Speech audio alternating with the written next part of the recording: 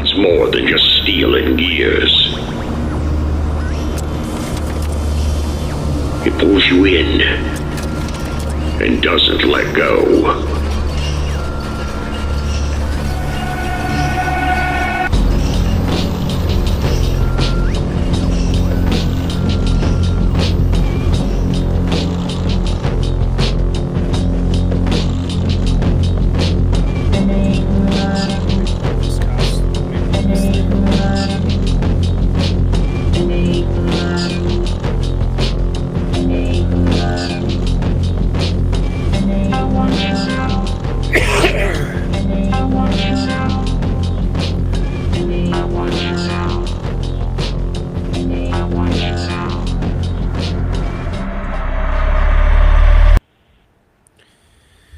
Okay, hello, welcome back to the carousel. It's been a week because we did 3 episodes in a row, and I was so busy. And when I am podcasting and working at the same time, I go insane. I'm also not drinking for Q4, which is total abject misery. And all I do is just work all the time and like organize things. What's up, Dudley? Hey. Thanks for having me again. It's been a while. Of course, it's good to not see you. So we are here to. I hope things have been well with you. You've been trucking along with the Newright Post. Let's check in. How's things going on there? Things are good. This year's actually been not a great growth year on Substack. I don't know what the deal is there. A lot of people are complaining about it, though. It's not just me. But when I look at my analytics, it's probably half of the growth rate of last year. And part of me wonders if some of that's like a plateau effect. Like the thing that I do is not mass appeal. And I've made my peace with that. But, I do wonder if that has something to do with it. If it's just like there's only so many meme addicted freaks out there who can appreciate what the Newright Post is. But for anyone listening who doesn't know, the Newright Post is a weekly newsletter that gathers the best threads, the best podcasts, long read essays in one digestible newsletter. And sometimes it's a little self-referential and a lot of jokes go over people's heads, but that's kind of part of the appeal. So if you're in the scene, you'll appreciate that. Yeah, always doing great work.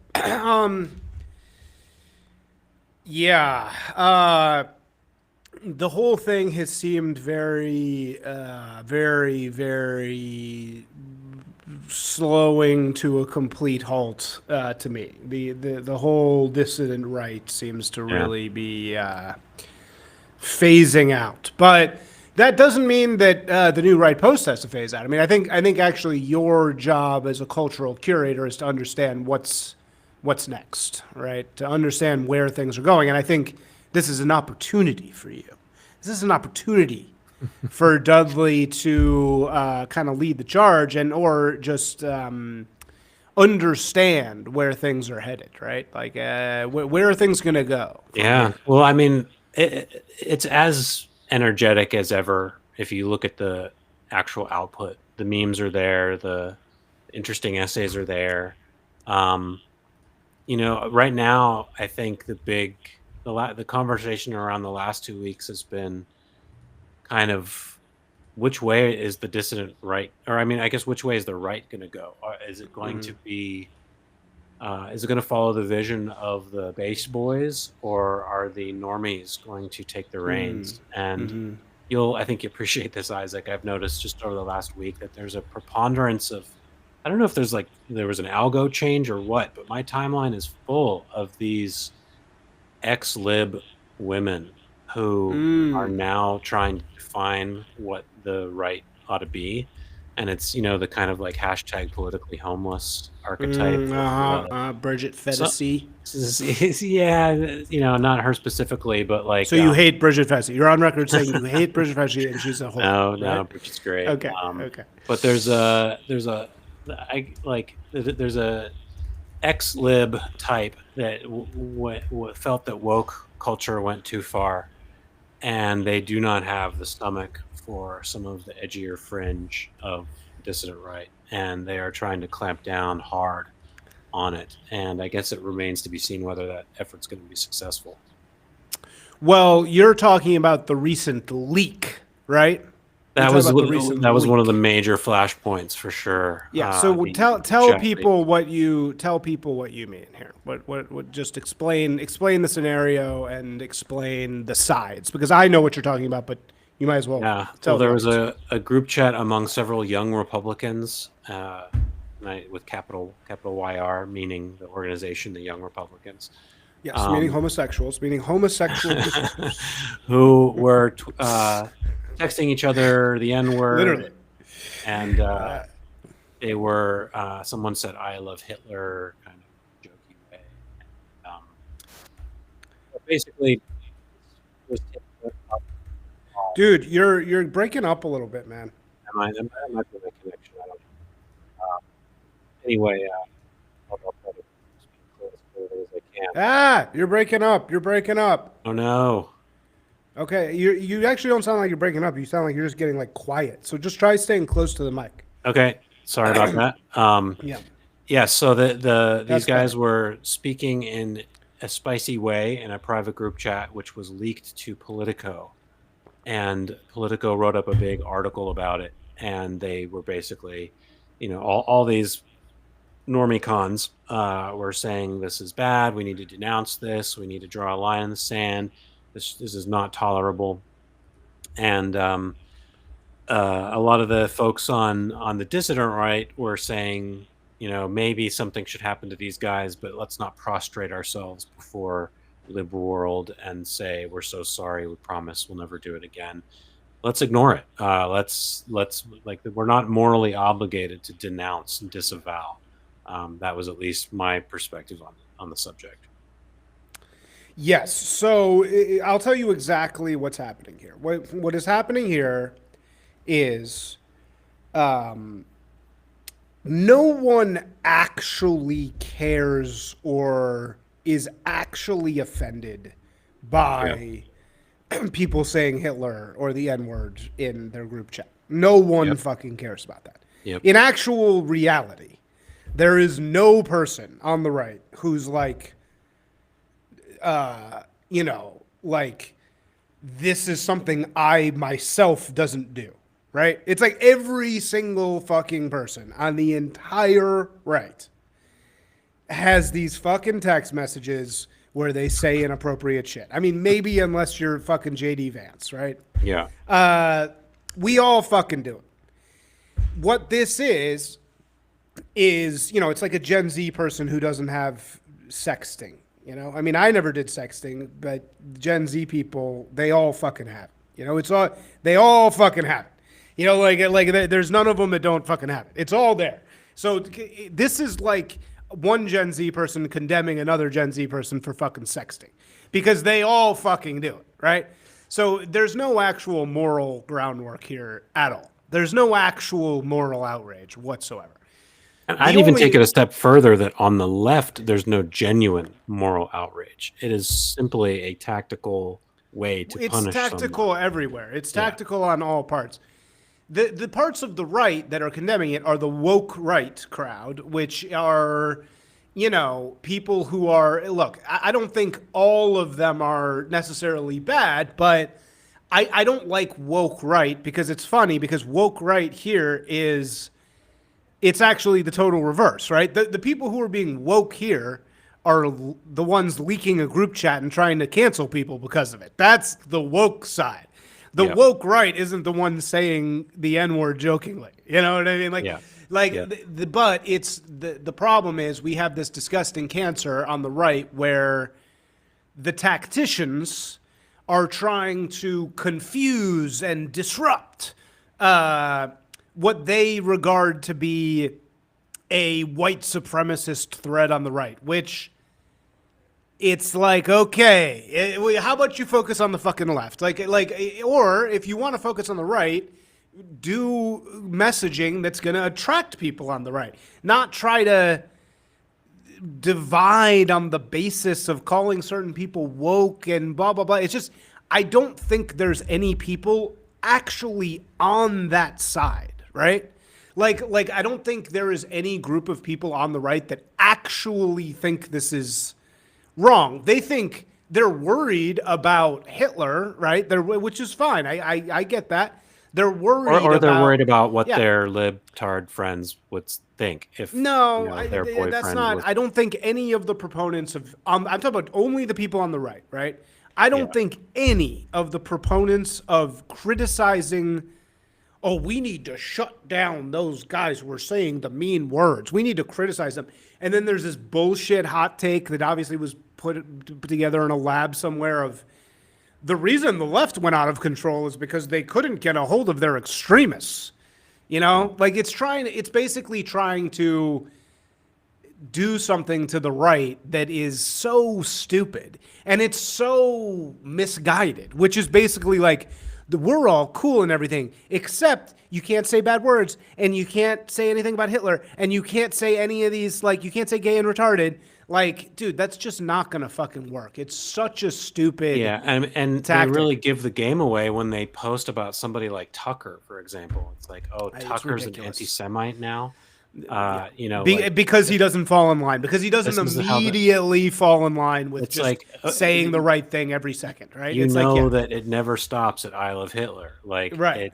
it's the same with the N word. Like, you cannot please these people, and even among the, like what you're calling the woke right, the people who use the term woke right. Yeah. Like this is a clout chasing mechanism. It's not cloud chasing. It's not. It's really not cloud chasing. I know it is literally. It is a tactic. It is the point of this is to cause disruption on the parts of the right that people are worried are going to become Nazis. That's the whole fucking point of this. And it's just really fucking stupid because it's a wedge without two people on the side of it. All they're doing is harming the right. Or not even harming the right. They're not even doing anything. All they're doing is just distracting and making themselves look bad. That's it. All they're doing is making every influencer like Seth Dillon or whatever, every person that came around and tried to fucking pretend like saying bad words in a group chat is wrong. All they did is just lose credibility forever. That's all you did. All you did was make it so that no one will ever take you seriously ever again. I sure fucking won't. You know, like, oh, I'm supposed to believe that these motherfuckers don't say bad words in their own group chats. Seth Dillon, the fucking guy who runs the Babylon Bee. Like, get the fuck out of here. What are you talking about? Like, you don't say bad words? You're just a clean, squeaky clean guy? Like, fuck off. I guess it's going to be interesting to just watch how this unfolds over the next like year or two, the remainder of the Trump, because we have these moments, right, where it seems like all this infighting goes away for a while, like Trump getting shot or Charlie Kirk getting shot or the election, and then after a few weeks or months of inactivity, everyone's gone for each other's throats. I don't think any of this really matters. To be perfectly honest, I think this is more just like a total waste of time. Mm-hmm. I feel bad for the people who get thrown under the bus. Those are casualties, right? The guys who actually suffer, who went through this with their group chat. I mean, dude, these weren't even bad. You should see my fucking group chats. I mean, like, they're fucking horrible. Like, but that's the point. It's like nudes, dude. It's like it's the same thing as fucking sending nudes. There should be like a revenge porn statute about sharing group chats because that's the whole point. Human beings, the private sector, unfortunately, has moved to the digital sphere because we just spend all our time there. So just like you wouldn't want a recording of some break room with your boys at work recorded and put on fucking TV, that's not fair. That's fucking the private sector. You don't share somebody's group chats. You say whatever in group chats. That's the whole fucking point, right? I mean, it's like, I don't know if there's if I could get gotten in that way. I don't think I have that, but I do believe that the Impressive. only way to yes, I'm a good boy. You are. But the only way to solve this is to make these violations banal and boring. Right, and that's you the know. point. That right. They're trading on the future. The people who are using this as a tactic to try to control the right, I get why they're doing it. I understand their fear. But this is so the wrong approach. It's like the absolute opposite of the right approach. It's like the Jew belong posters. Like those Jew belong posters. So you really don't think there's an element of like selfish like clout chasing involved here? Because I think for What do you guys mean? like What do you like for mean Seth exactly? Dillon, they are building a brand just like everybody else around being like the sophisticated, like polite at dinner parties that can hang No. with No. libs, Zero. and I think that they get a ton of attention around this stuff and build their Nope. audience around it. 0%. They're being controlled, not controlled. Look, we're all controlled by our patrons. I don't want to say, I don't criticize people for having patrons.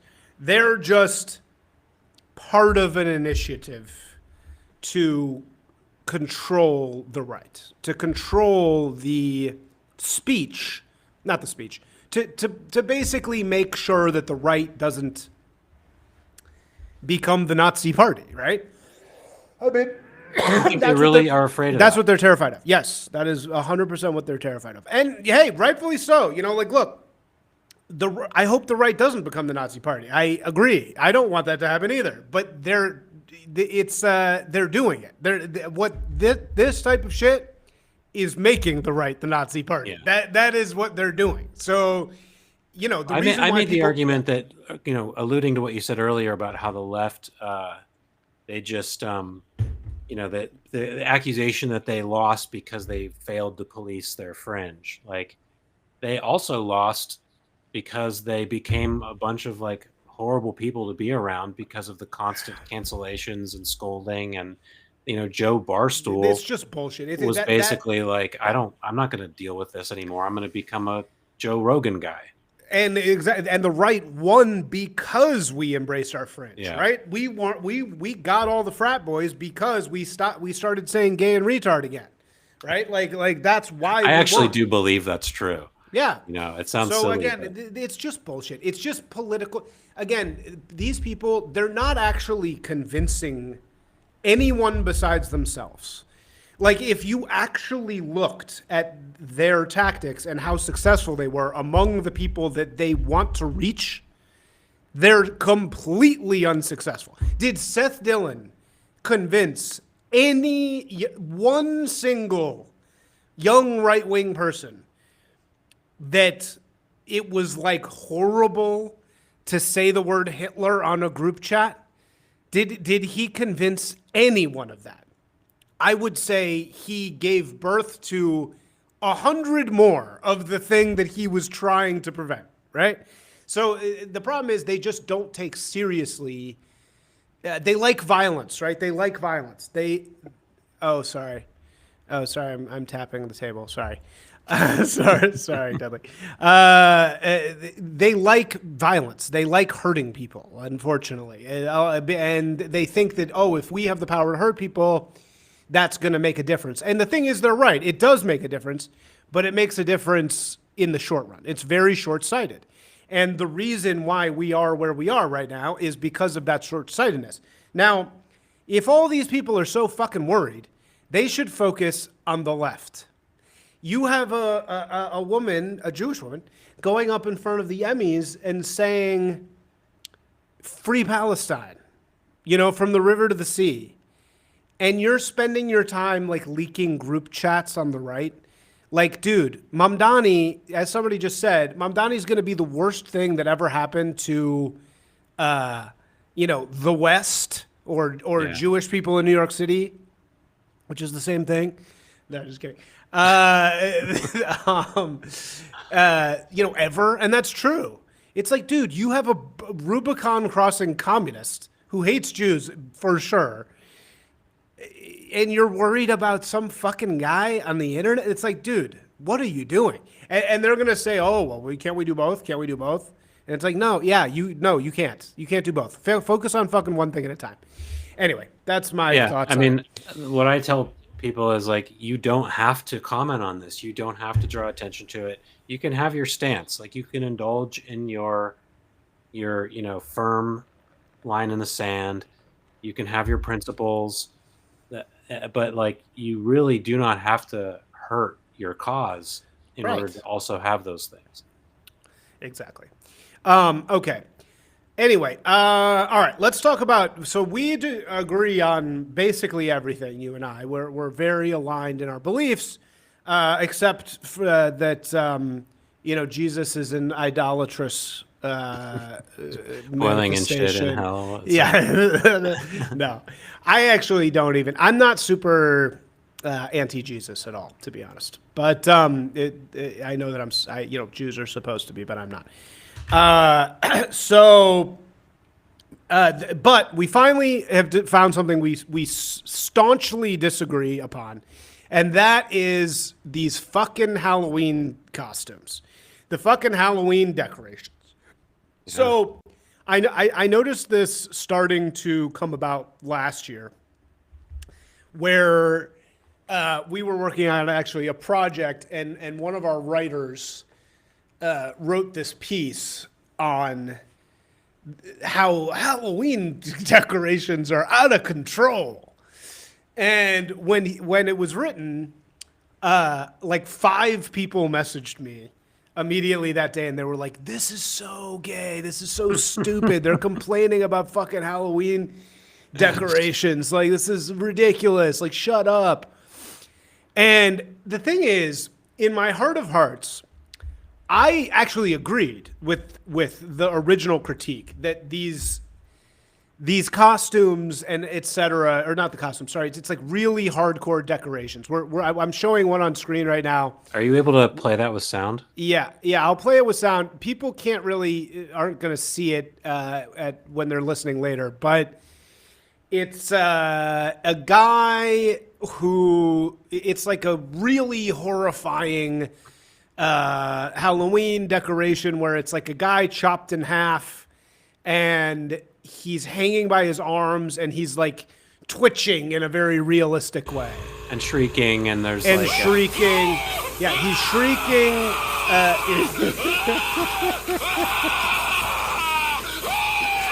He's shrieking. His intestines are falling out. He's bloody and he's twitching around in like the most over the top possible way that you could possibly imagine. And so now suddenly this discourse is going mainstream where people are like, these fucking satanic Halloween decorations have gone out of control and it's traumatizing children. And it's not even, it's funny. You don't even hear the traumatizing children thing too much. What you actually hear is people say, this Tucker Carlson, this is demonic. There's demonic forces. These are demonic forces that are in people's yards. It's obviously demonic. And, I've thought about this because I had this whole argument with everybody last year where I was kind of like, I could understand both sides. And I think my decision is this doesn't fucking matter. And it's like, I kind of agree. Like, I kind of think that people's initial reaction, which is to just groan and be like, oh, come on, is correct. So why don't you lay out your anti-Halloween decoration stance? All right. So, yeah, you're right. Like this is not the first year that we've had this discourse, but it seems to be really blowing up. I guess my argument rests on the idea that Halloween and holidays in general, but Halloween especially, is for kids. Really scary one. And kids should be the primary enjoyers of the holiday. And there is a kind of Reddit coded impulse to be as gruesome as possible so that your fellow adult but nerd friends can appreciate it, and you can post it on Reddit, and it's not for the kids. If anything, parents are going to want to cross to the other side of the street when they see something like that. And I think that, like in general, Halloween has just gotten out of control. I read something last year that it was almost on pace to surpass Christmas in terms of like money spent by the average person, which is insane to me because it's just what candy and decorations and costumes. And I think that this is just for adults in a way that's like ignoring the kid. And that's in general, like you see this in the adult Disney people, you see it all over our culture. Adults trying to like re-territorialize these holidays for themselves. Well, I think that that's very true in the sense of the larger phenomenon. I remember last year I started saying this thing that I kept like going around and saying, there's something weird going on with sports. And because it was clear to me, and this was particularly palpable in LA, which LA was never really a sports town. And now suddenly LA is a sports town. Like now suddenly in LA, everybody's like down and like they watch the Dodgers together and they watch the Rams together. That never used to happen. When I first moved here, there was like people didn't even know the games were on, Whereas now you go to the Dodgers games, everyone's decked out. There's this LAFC stupid soccer thing. Everyone's decked out in LAFC. There is this weird Redditization of adulthood where like these like sporting interests, or Halloween's a perfect example. It's like these like shared little Disneyification is a great example. These like shared experiences. People are like really getting into them. You've heard of Hanksgiving. Now get ready for Hanksoween. Mm-hmm. Even like even adult Halloween parties, like those were always a thing. But I feel like now, people are expected to go to these Halloween parties and get all dressed up and spend money on costumes and stuff, and that's kind of a new thing. Well, and it's because the reasons are, like anything, there's multiple reasons, but it's because nobody has any kids, nobody has any religion, nobody has any purpose in life. So they're all, it's the same reason why people go to No Kings protests, right? They need something to do. It's like they need something to kind of like cling to. They need some tribe to cling to. Yeah. Now, one hopeful thing, though, and this is where I think the right is getting this slightly wrong.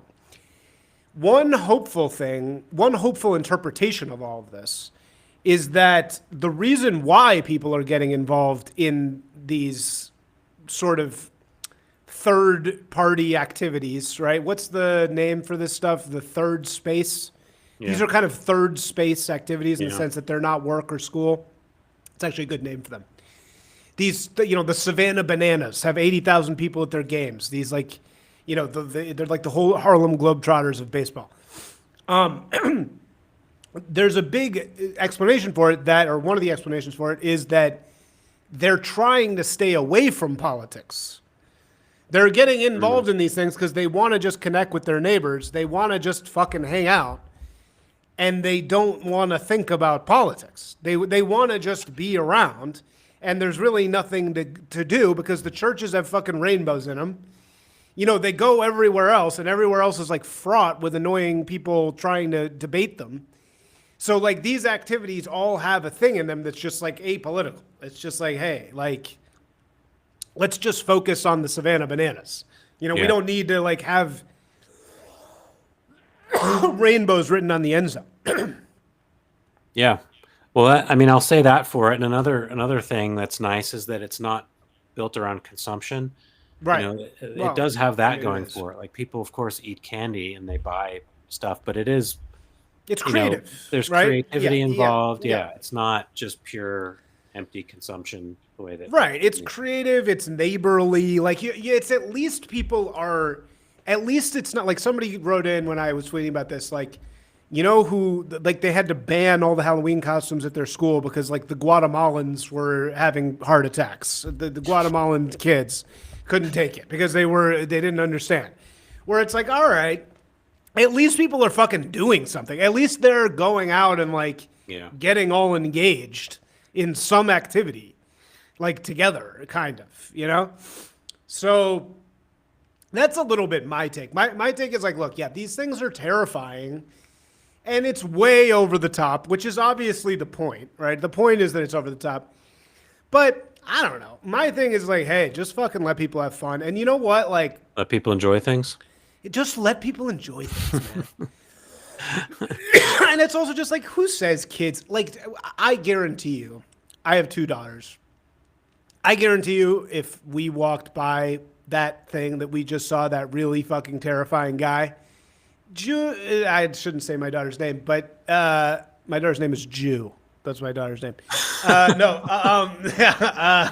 She wouldn't. She'd just be like, "What is that?" You know, like I don't think she'd like run screaming. You know, like she would understand that it's just a silly thing.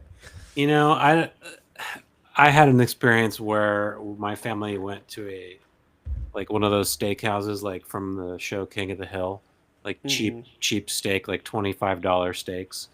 And in the vestibule, there was this extremely ghoulish animatronic, evil, demonic clown that was cackling and holding 2 little children by his hands, like, you know, as if he's going to eat them or something. And the children are shrieking, and he's, you know, talking about how he's going to cook them for dinner or whatever. And my kids didn't seem terribly fazed by that, but I think it was because it was like, you know, 4 o'clock in the afternoon or 5 o'clock in the afternoon. If they had seen it in someone's yard after dark, it might have been a different story. Yeah. Also, like, did you have like periods of your childhood where you had like bad nightmares after seeing horror movies and stuff? Yeah, I did. Yeah, because I remember being a kid and seeing the movie Creep Show. Have you ever seen that? Maybe. Stephen King. It's like an anthology of Stephen King short stories that they turned into a movie. And there's a scene where a guy takes beheads someone and puts candles in it like a birthday cake. And it's that like really stuck with me like for months, where I couldn't go to sleep in my own bed. I don't know. I was probably 5 or 6. So, you know, you were 5, really young. Okay, wow. Yeah, it was like one of those things where I like walked in on my parents watching. Yeah, okay. Okay. And so like, yeah, I mean, June's, I'm guessing, probably too young to comprehend why that is scary. And maybe in a couple of years she might find it more scary. I just think, like, look, I agree. I also had those moments. For me, it was the movie The Fugitive. I saw the movie The Fugitive. My parents just brought me to R-rated movies when I was like a little kid, just because that's what they did. But I'm kind of like that too, honestly, with June, to be honest, which is very non-conservative. I know, but it's like I guess my overall feeling when it comes to this type of stuff, when it comes to like art, I'm kind of a artistic purist. Like when something is art to me, it's like, look, I don't think she should be watching sex scenes, right? And I don't think she should be watching like horrible serial killer violence. Terrifying. Right? Because they're definitely not the Terrifier films. But I'm just kind of like,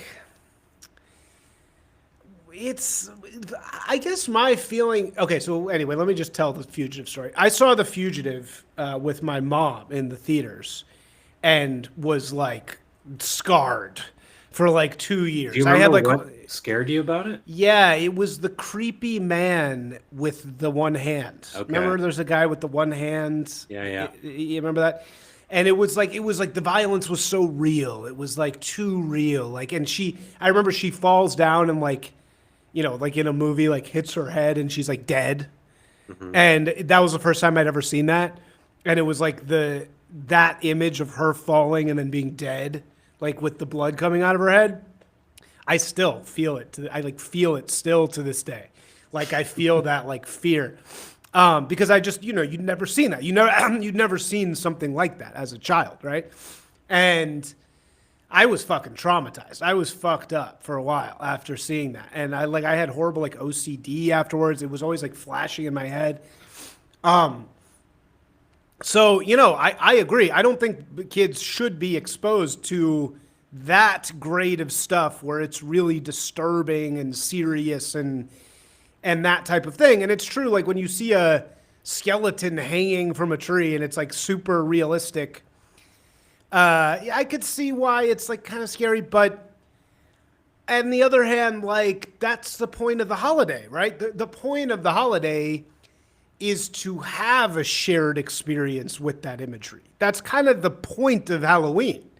Like the point of Halloween is never not like that Disney. 20 years ago, and for the 100 years prior, like it was cute little pumpkins and maybe a cartoonish vampire. I don't think that's true though. I think probably the tolerance level has gone way up, but the whole point of the holiday is fear. Like so I'm a huge horror movie fan. I love horror movies. I'm like obsessed with horror movies. And I loved them as a kid. I loved Halloween. I was a huge Michael Myers just fan. So I never was like disturbed by those films. But maybe since I'm such a horror fan, like I understand the purpose of fear. Or like fear, it's like a shared processing. Like you're processing that together, kind of. In my opinion, it's like Halloween wasn't always goofy. Like it was definitely scary. There's haunted houses, and I think that like there's on both sides. There's kind of a like Disneyfication of the shit that little kids see. I'm sure you've had this experience. Have you watched a like Disney film from the 1940s? Yeah, I know what you mean. Like there's and it's like the imagery is like fucking horrifying. Like you're like, oh my God. Like that's like really disturbing. Like we just watched Pinocchio. There's a moment in Pinocchio where Pinocchio is found dead face down in the water. And he's like really dead. And I'm like, whoa, they would never show that. They would never show like Moana like floating dead. Like imagine, I would never do that. I mean, at least like in that graphic way, like she would be like, it was like very graphic. And I think that like we've just become pussies kind of about this stuff. And on the other side, people are like, I don't know. Like, I just think like don't kids see bad shit? Like, isn't that, I mean, normally kids would be exposed to like war and stuff at some level, like, right? I don't know. That's sort of my take. I don't know. I feel like, show me, if you could find me a photo evidence of anything remotely like that guy that you had on the screen earlier, streaking half body, or, like a guy with a bloody chainsaw and his brain is spilling out of his skull or something like that. Like, I think all that kind of, it's like the first zombie movie was what, like 1970 or something like that? I mean, not the first zombie movie, but the first, I don't know, like Sam Raimi, Night of the Living Dead. Like that was far more gruesome than what had come before. And that was movies too. Like I don't think people were doing that in their own Halloween like decorations. Okay, well, Cat Girl Kulak writes in with a rebuttal. So Cat Girl Kulak, who is a guy, I think, I don't look, who cares who Cat Girl Kulak is? I like the account. I think it's a great account. Nothing bad or good to say about Cat Girl Kulak. Anyway, Cat Girl Kulak says, ultra scary Halloween decorations are an expression of ancient Northern European ancestral memory. Whether it's the ancient Irish or the Norse Vikings, all their classic stories are ultra gruesome. And you know what? That's fucking true. Have you ever read another thing I got at my hands recently on like, not Aesop's Fables, but like the Brothers Grimm? That shit is fucking horrifying. Like the original Hansel and Gretel, it's like disgusting. It's like really, really dark. So the Hrafsman. So who is it? It's the Brothers Grimm, and then what's the other one? Hans Christian Andersen, Yeah. the other like fairy tale guy. Yep. But you go and read the actual source material of those things, it's like horror show. Like if people are like skinning each other and eating each other. Like it's really gross and bad. But anyway, so the Hrafsnamsmal recounts a young woman's conversation with a raven covered in gore after picking through bodies. It tells her where to find her future husband, like a Disney story. You can see white boys and girls playing war or doctor, and all of them come up with the most gruesome things you can imagine. Then acted out like Hamector, like Ham actor. Ham actor. Oh, like Ham actor with William Shatner screens because they intuitively find it fun. Yeah, I agree. I agree with Catgirl Kulak. I think this is just like this is sort of the thing with kids. Aren't all nursery rhymes like also about horrible death and shit at some level? Yeah, I think there's a difference though between storytelling and depicting it visually. I think that hearing something is not as visceral as seeing it, but yeah, you're definitely right. I mean, we have been reading some of those old fairy tales, so I 100% know what you're talking about. Which ones are you reading? What should I say? How should I retweet this? We retweet Catgirl Kulak. Which ones are you reading? Well, we read the original Pinocchio, not the Disney version, which is even more. He gets lynched in that version. Like whoa! Wait, what happens to him? Yeah. He's encounters assassins, and he is hung and left for dead, and he ends up getting rescued by a fairy. But yeah, there's multiple moments like that. He almost gets burned for firewood in one point.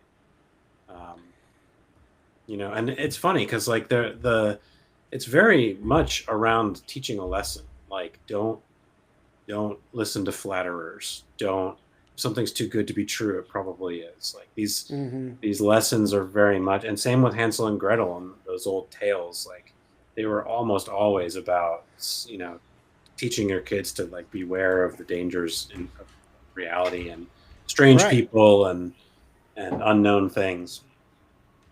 Yeah, exactly. And so I understand why people. I get the like instinct to be appalled by this stuff, but I think it's sort of misguided, and I think it's like the right trying to get its culture war fix. It's like, oh, we want to be mad about something. Let's be mad about how the libtards are fucking up the world in a new way. Can we get something new that the libtards are fucking up? And it's like, this is just the wrong thing. I think it's the wrong thing to be pissed about because it's like, hey, you know what? People at least are doing, I've already said this, but at least they're doing civic engagement. And I really do feel like kids' shit has been gruesome forever because you're right. It's like there's a shared, like, almost like intentional. That's what Halloween is. It's like it's an intentional exploration of the dark side. That's why it's like so funny to me when these people are being like, I'm sick of Halloween is demonic and I'm sick of pretending like it's not. It's like, yeah, it is demonic. That's the whole holiday. The holiday is demonic. Like, it's not a fucking friendly holiday. There are friendly holidays, but Halloween just isn't a friendly holiday. The whole point is to explore the dark side. I read an interesting tweet earlier today that argued that we need to bring back the mischievous nature of Halloween. Like the trick element is something that has been basically completely forgotten. And that wasn't always the case. The idea that if you didn't get a treat, you had free reign to do a trick on that person. And this person says that they would like, you might find your plow in a ditch the next morning. It wasn't stuff like, toilet papering your tree. It was like actually nasty stuff. And he describes how that was kind of like a way for the community to come together. And Yeah. like I love that. He contrasts it with now. Have you experienced this trunk or treat thing that they're trying to popularize this year? Oh God. Trunk or treat is when everyone drives to a parking lot and everyone's got candy in their trunk. Boo! And the kids don't have to like even walk anywhere. They just go from trunk to trunk in a parking lot. Oh, fuck that. Oh my God. Yeah. See, that I'm very against. And no one has to decorate their house. Trunk or treat. That's like the full like Disneyfication. That is the Disneyfication. Well, that's just everything's safe. That's total longhousification. That's what that's why they do that, is because it eliminates any potential danger. Yeah, but it's like, dude, that's the whole point, is that it's dangerous. Like, that's the fucking point of it. So, also, when I was a child, I lived in a diverse area, as you know. So the whole thing growing up for us, and this is kind of funny because it actually is, it's the perfect example of this in the hood. The big fear was having your candy stolen. Mm-hmm. By older boys. Did you guys have that? A little bit, yeah. Yeah. So the big fear was that like some older guy was going to come and steal your candy. And that happened. That I had my candy stolen by a large black boy when I was like 12. And it wasn't that I was trick-or-treating with black people also. It wasn't just white versus black. But he was just like an old like gangster fucking guy with braids, and he just went up and just grabbed it and just ran away, and then I had no fucking candy, and then we went back to the house and I like made everybody share the candy because I didn't have any. That's when I was a kid, people were still able to let their kids run wild and not accompany them trick or treating. Well, that was how it was for me. I didn't have parents. I don't think that happens today. At 12? At 12, yeah. There's 12-year-olds walking around there with no parents. Yeah, but right? I mean, if we didn't live in hell world, you should be allowed to let your 8-year-olds do that. Yeah, of course. You know? No, you should be allowed to down let the street 5-year-olds out there. Yeah, totally. Like if we were allowed to kill people who need to be killed, yes, in this society, like Halloween could look very different than it looks today. It doesn't have like I sympathize with people who want to sanitize it a little bit because we can't have a normal society. So would you be pro public hanging? Would you be pro public hanging, but not public hanging Halloween costumes? Yes. What we should do is if someone wants to hang... I'd be fine if it was real. If it was real, it would be totally fine. We need to chop people in half and hang them by their hands. Right, and that would be okay. If it's an actual subway murderer, then... okay, so yeah, would you be in favor of... So again, this is yet another thing that people used to do as families, is like go watch people get hung, right? Yeah. So would you be in favor of bringing that back, public hanging? 100% yes. Like I think that we need to make people feel the sting of what it takes to have a healthy society. Yeah, the only problem is we'd have to hang so many people. It's like there's so many bad people. You'd end up with mass hangings, which would be a little weird. It's better if you just have one person to hang. That's the thing is, I don't like, once we did a few, I think the problem kind of solves itself. It's like people see that and they think, ugh, I better think twice next time I steal the Halloween candy. It really is true. So much of the complaints that the right have are misunderstood by the right itself, not to mention the left, as like lack of empathy. Of like, we don't care about that criminal. That criminal deserves what they, right? Or like, we don't care, like you need to pull yourself up by your bootstraps. It's like, actually what we're reacting to is a welfare state that coddles people, right? That's that's really all we're pissed about. We're not really pissed about open borders. We're pissed about open borders plus welfare. Yeah. You know what I'm saying? Yeah, like it's like they wouldn't come if we didn't make it so good for them here. Exactly. They would. We're not actually pissed about homeless people. We're pissed about the fact that they are only there because of idiotic policies. You know, you can't cut their hand off when they steal your shit. Yeah, like I'm not pissed that there's like crazy people around. I'm pissed that I can't shoot them. I should be allowed to fucking shoot them if they attack me. You know, right? And we got to normalize this type of talk because, you know, right now it's very edgy to say these things. But yeah, whoever had that tweet years ago that was like, either you put people in prison or the rest, you know, the rest of society becomes an open air prison. Right. I don't know who originated that concept, It's true. or that specific wording. But yeah, I mean, it's like, you know, all the, like you and I both like city life and we like cities. Yeah. And we like the vibrancy of it, but they basically make it unlivable for exactly what we're talking about here. I mean, I don't think it would take very much. I mean, I think a few of these hangings would basically wrap up so much of it, and then you could let your 6-year-old go up and down the street, no problem. Supervision. Yeah, 100%. Yeah, or at least just let people protect themselves. What kind of society doesn't allow average human beings to protect themselves from attack by other people? Yeah. I mean, like, it's fucking insane. I mean, I guess certain states do, right? Like in Florida, you can. Like in Florida, you can carry a gun around, and if somebody fucks with you, you can shoot them, right? Yeah, I mean, that's basically true.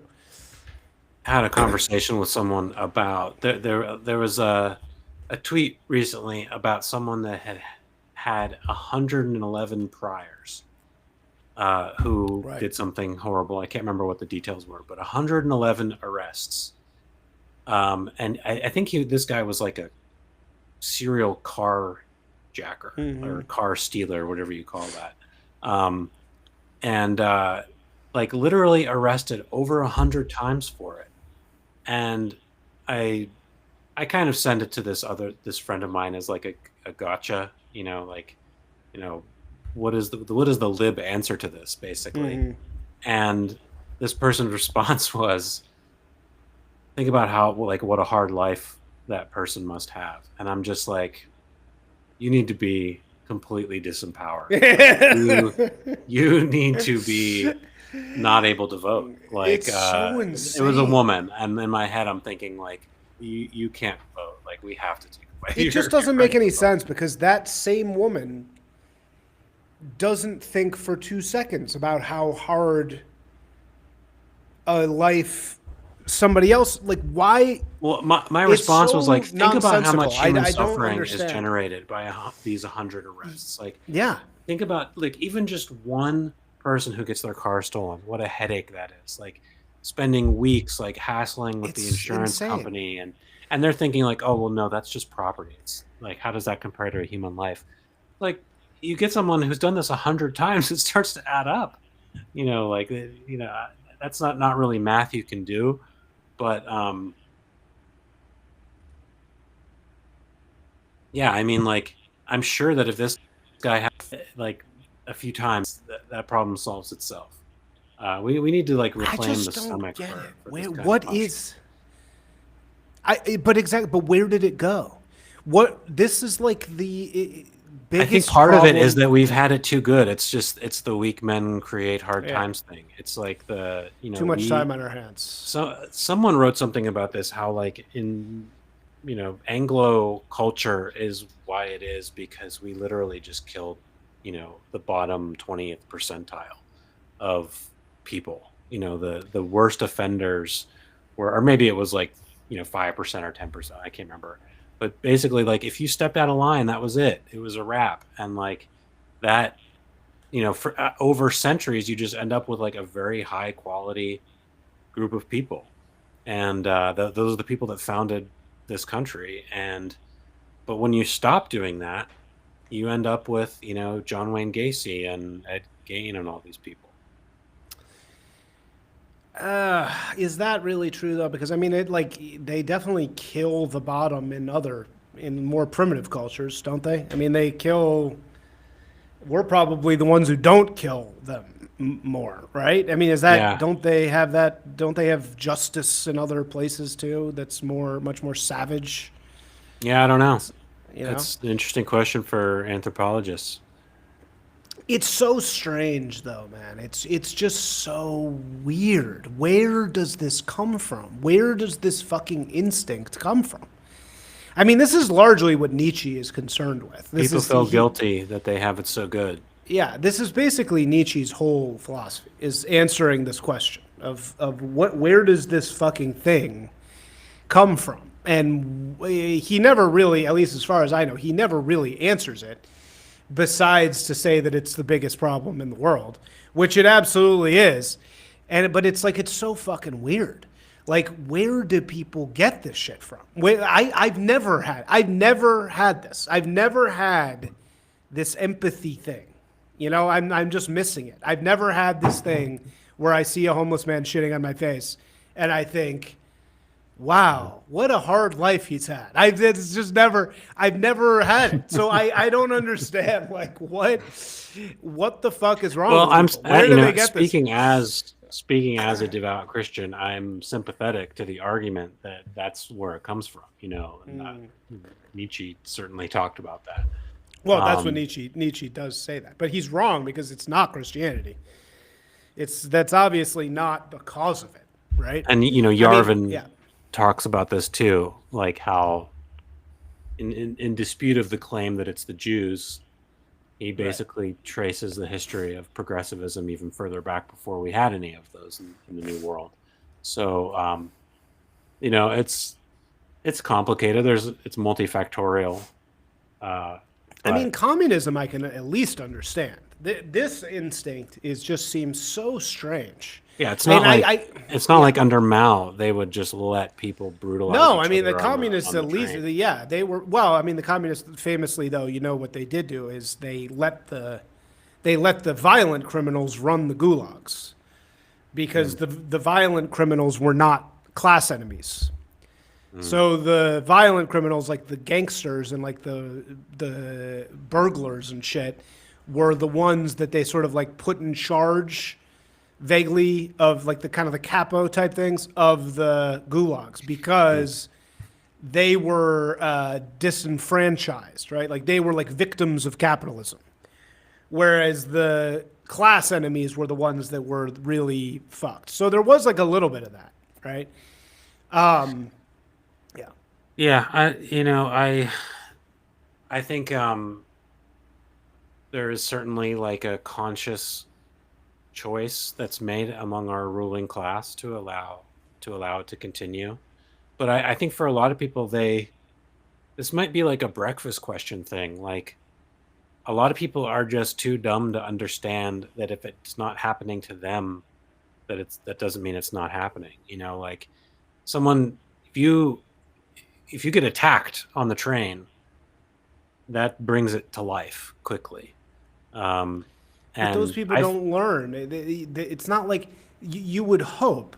You would hope, yeah. I mean, you would hope that when somebody, the girl whose boyfriend got killed, and then now she's stumping for Mondani, who wants to basically allow that to happen even more. Right. It didn't change her mind. People are funny. Yeah. You know? People are funny. I think like there's an idea. People like to see themselves as being magnanimous and to the underclass. I mean, that's the cynical way to view it, right? The cynical, like, hater way, and this is how I would explain it if I was doing it in a tweet, is that people, when they don't have religion, but even when they do have religion, right? Because half these people are fucking religious. So, right, religion really has nothing to do with it one way or another. But when they don't have, I guess, a belief in actual God or something, they believe in pity. They believe in their whole world. I guess the worldview of the sheep, of the lemming, is their happiness comes from feeling like they're a good member of the herd, I guess, right? And it's like feeling like you're a good member of the herd is like your whole self-worth. It's why you wake up in the morning. It's why you do anything. And so I don't know. It's Yeah, like they're and just so cucked. They're so I cucked that can't when they get articulate attacked, it's like, this. yeah, I don't know. I think Sorry. Go that ahead.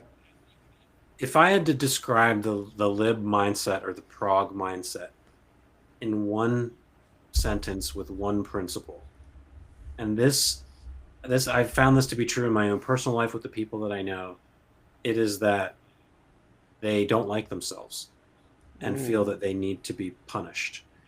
And because a lot of them don't believe in God, that there's like a cognitive dissonance there. They, you know, I think a lot of them don't like themselves because they don't feel like they deserve to live as well as they live. You know, they look at some guy in a Yeah, cardboard box on the street. that's And they part think, of it. what have I done to, Right. you know, what like cosmic chance has resulted in me having a house and this other guy does not have a house? And the correct response to that is to just kind of shrug your shoulders and say, well, you know, either it's chance and there's nothing that I can do about it, or it's the cumulative decisions of my father and his father before him and all the way back to the beginning of time. I think those are both somewhat valid responses. But there seems to be an urge to want to have this like cosmic justice that they feel is lacking. You know, when you're a religious person, you sort of are humble enough to recognize that some higher being is going to bring about that justice. But when you don't have that, it's kind of on you. And the easiest way to do it is to just self-abnegate and to say, you know, I deserve to live in a city with violence, and I deserve to have half my paycheck taken away, and all the other things that suck about modern life that we have because. Yeah, it's like a loneliness thing fundamentally, right? It's like if you wake, you can have a really high tolerance for loneliness if you feel like you are connected to the people around you. Like you can accept a lot of shit if you feel like you're contributing at some level to being part of the group that's around you. And I think that that's what it is. It's like it's hyper socialization. I like that word. It's hyper socialization. It's like people are so reliant on the emotional support of the people around them, I guess, that they just have all the evolutionary buttons just turned off. Right, all the animalistic evolutionary buttons get turned off. And so they're just like a fucking wet fucking blanket. Not a wet blanket, but they're just like a wet noodle. They're a wet noodle. They're so open to the world. They're so open that they just have no disgust response, no danger response. They have no self-preservation response. They have that like turned off. And they view it as their job to have it turned off. You know, I think that's right. That's how a lot of the people on the left view somebody like me or probably you is they just think, who hurt you? Like they think like, you know, like why? Like they think, why do this? You know, like why not just go along? Like why not just go along with what everybody around you says? What's the big fucking problem? Like we're all in this together, right? Like why make a problem? Why don't you just shut the fuck up and do what everybody wants you to do? Like why are you creating issues? You know what I mean? Like I think that's what people see. But right, so it's like I think that's like right. It's just our society turns off all those buttons. And you know what, man? Like, frankly, in today's world, that's what you want, right? I mean, you kind of want to be therapized. Don't you basically want that? Like, don't you want to kind of be completely no survival instinct at all in today's world? Doesn't that help you? I mean, you want to live in a world where you don't have to be looking over your shoulder all the time. No, I sure, yeah, that too. But I mean, like, literally... Isn't that better? Like look at somebody who goes to Harvard or goes to all the fancy private schools, versus somebody who goes to, grows up in the hood. The private school person talks gay. They talk with vocal fry. They are totally AIDS, right? They're completely human AIDS. They have no immune system. But that's good, right? Like that's fucking helps them. Like if you're a man with no cultural immune system at all, and you just don't ever judge anybody, don't ever speak your mind, really, you're a therapy speak guy. That's good for your career now, right? Isn't that like good for you? Yeah, I have this joke that like the best way to survive in the corporate world is to be smart but not too smart. Like the too smart guys are the people who can't deal with all the BS. Like they're just like, I can't. People are lying to my face. I'm gonna go start my own startup or whatever, like you did. Uh, but if you were like 20 IQ points dumber, you would probably make like a really good senior VP at Right. one of these agencies that you used to work for, because there's a certain amount of like, just you have to turn off that impulse that makes you want to scream, Yes. this is all bullshit. Whenever a project is going sideways or whatever, and it seems to me that like that actually hurts you to a point. Like you don't want to be a total idiot, but you got the people in that happy medium seem to do really well for themselves. Well, they do well in the corporate ladder. I mean, I think things have changed a lot in actually a very short time. I mean, I don't know. Do you think that the Longhouse has changed a bit? I mean, are you seeing? I don't think the inside of it has changed. I just think like the cultural awareness of it seems to be very high. Yeah, I think especially among younger people who are coming into their careers now, I'm sure they're looking at the next 40 years of their life and thinking like, is this what I'm signing up for? At least like, these sensitive young men who are on Twitter, are probably way more aware of it than I was when I was 20. I didn't have a word for it. Certainly that helps. Yeah. And I don't know. I mean, I had a guy on my pod a couple weeks ago. It's this episode called How to Be a Copywriter. And he was just speaking his fucking mind. I was Like, surprised to hear him use some of the words he was using. And I was like, damn, all right. And that was very impressive because I was like, okay, well, it definitely like people are, because I think it's just, how can you accept this forever? It's such a miserable existence. And so many people have gotten kicked out, like me, that, I don't know.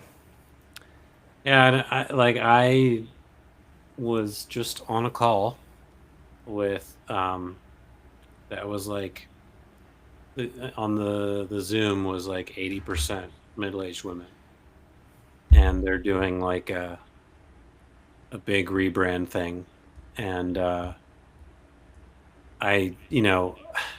if I wasn't anonymous, I would have so many stories to share. That's right. You know what it's like, and everyone who works in the corporate world knows what it's like. And so I saw a tweet recently that Mackenzie Bezos has spent like magnitudes more than George Soros has over the last 30 years, like just this year. And the argument the person was making is like, this is a point in the column of we're not putting the woke away people who think that this is not, we're not out of the woods yet. So yeah, I don't know what to say about that, but well, what's your stance on that? Are you we're putting the woke away person or not? I'm kind of down the middle. I think that there's the broader culture, not the corporate world, but just, going to see the Savannah Bananas or whatever, or I think that it's less stifled now. I think that there was a time where like being anti-vax, for example, was like would get you booed out of a party. I think that's changing, but I definitely think the corporate world is as stifling. Yeah, it's going to be weird to see what happens with the corporate world. I think there's so many alternatives now. I mean, you see the amount of alternatives just growing and growing and growing. And What did you think of the Helen Andrews feminization thing? I didn't read it. And actually, I have to go in 4 minutes because I have I forgot I have a call, speaking of. But what was the Helen Andrews thing? Well, just that, I mean, she's making the argument that the main thing, the reason why we have woke is because we let women take over.